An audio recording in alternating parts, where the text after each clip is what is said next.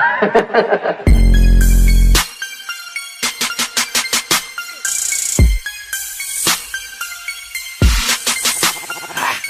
on the street, I got cold bricks. This is your boy Soap here, and I'm here with special guest Alan, and we're here to give you the word around the street and the BTL. Hey, thanks a lot, Soap. Glad to be here. What do we have going? So first, we're gonna start it off with a little bit of analysting, I guess. Mm-hmm. We're gonna talk about all the teams here. So first place team right now is Chaos Game. What do you feel about them?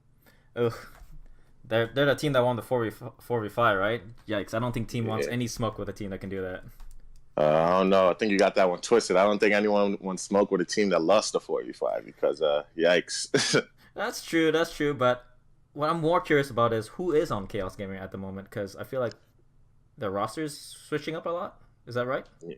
Yeah, they've been having a lot of roster switches. And I remember one week they had this guy named Cloud pop off on Threat Support, but recently I think it's I Think I Like You and Wixie that's been dominant for that team. Mm-hmm. I also want to give credit to their coach, I think, Deathworm, for doing a good job switching the players, even though he's playing musical chairs with his roster, so it's fair. Yeah. And Deathworm had like a great strategy on that 4v5, him AFK in it. And then I think the second team we're going to talk about, it's technically first because they did beat Chaos Gaming, so if the season were to end now, they would be number one with that Katsuki, with their coach, Soap, ironically.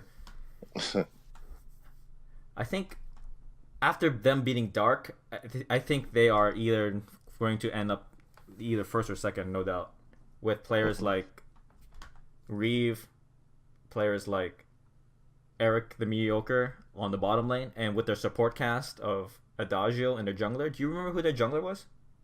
Yeah, Psych Chip. Psych Chip, yeah, that's right, Psych Chimps, yeah. With those four, they can hard carry easily. And we have now, moving on, we have a 5-way tie for third. We got No Mercy Black.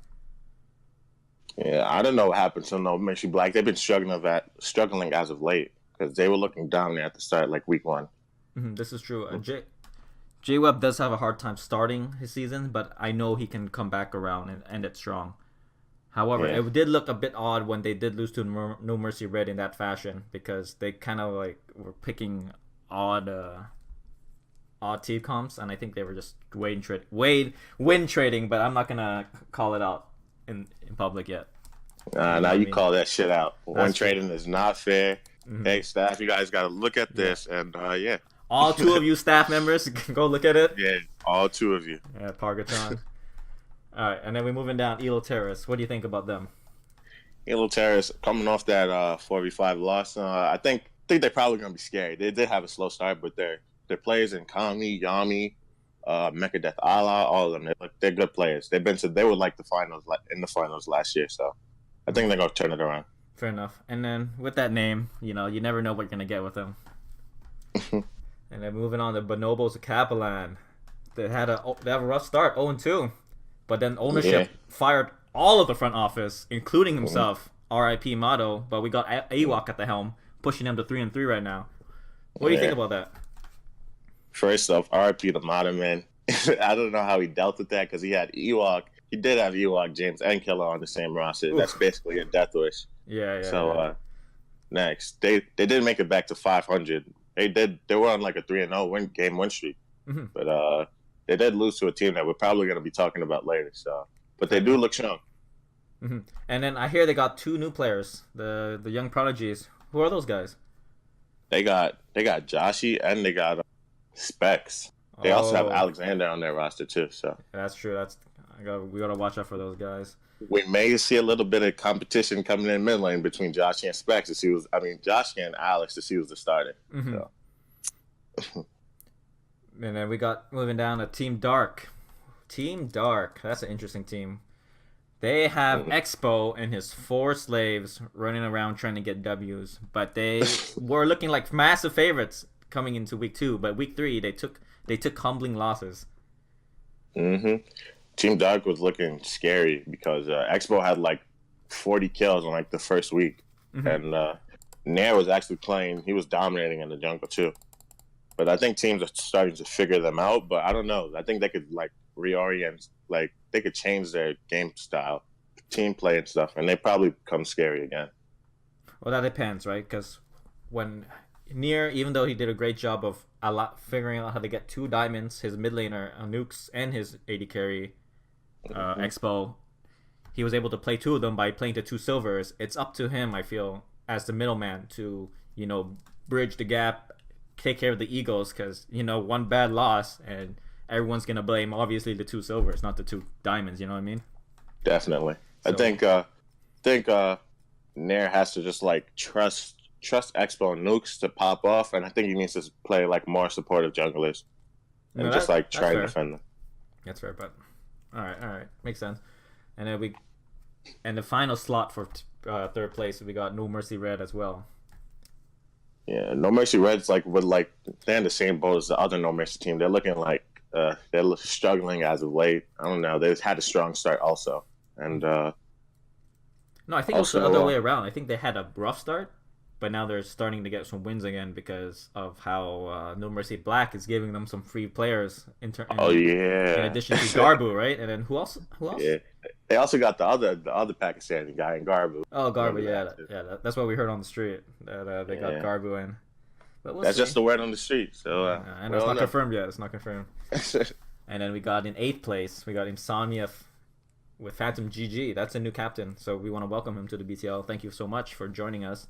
But he had a rough start. But like roughest starts for sure. He started like 0-4 or something like that.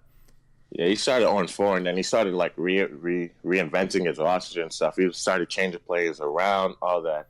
I think he was getting rid of the toxic players that there were core players at the start, I guess. Mm-hmm. And then there has been a guy named Lieutenant Trollemus who's been popping off. He's been really good for them.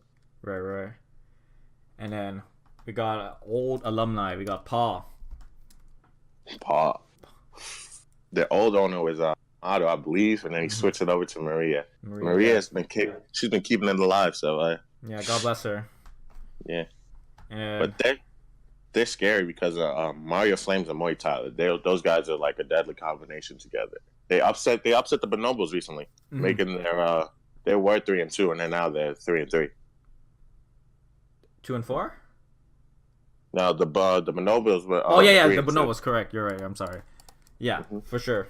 Mario Flames and Moy Tyler. Those guys, if they can start working together on the next, if you can bring it to the next level, then I believe that they can even rival Expo and even Wayman in terms of AD carry synergy with the BTL staff or the BTL, the old BTL guys, because it's hard to bring in the new people because the new people get intimidated by how good our current roster is, our current character pool, Yeah. And then we got dead last is Predictive Gaming. Ugh. After, I thought they were going to be a good team because they have Specs, and Specs always does well, but Specs be out here 9v5ing or 1v9. The 1v9s. Yeah, the 1v9s, man. Like, I think after that last loss with Pargatron, like, I think that broke the camel's back because, like, I think legit half their team is gone. What's going on? Yeah, word on the street is that Specs is going to join Bonobos and that Gimpy is going to a different team too. So they have a lot of open roster spots. So I think Predictive Game is probably going to be good again if they could like just get a few like players that could add to the mix, because all they've been having is subs too. They have another problem with like getting a constant roster together. Mm-hmm. So.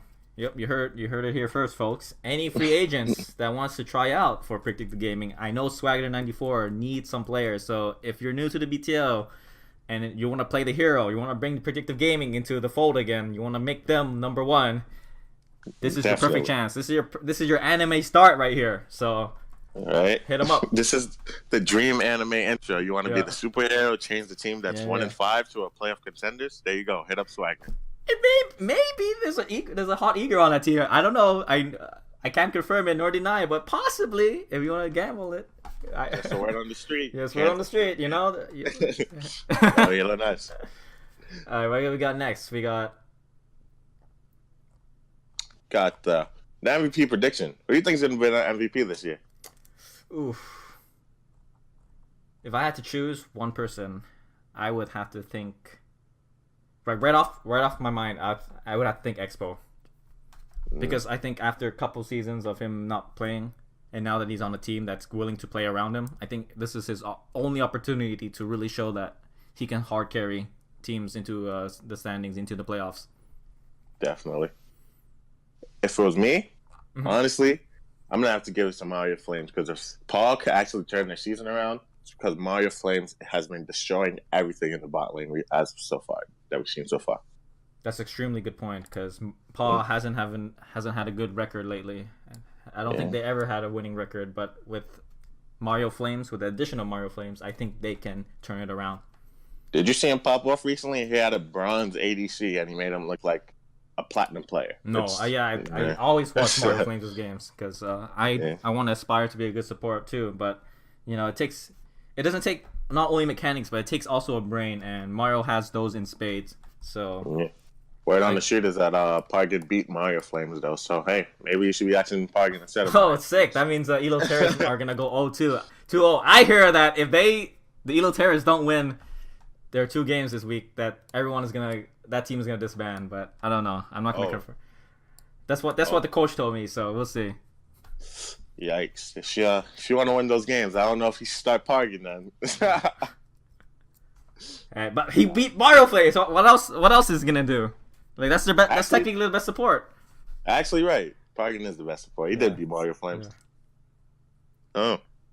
All right. So thank you so much for having me. Any closing words?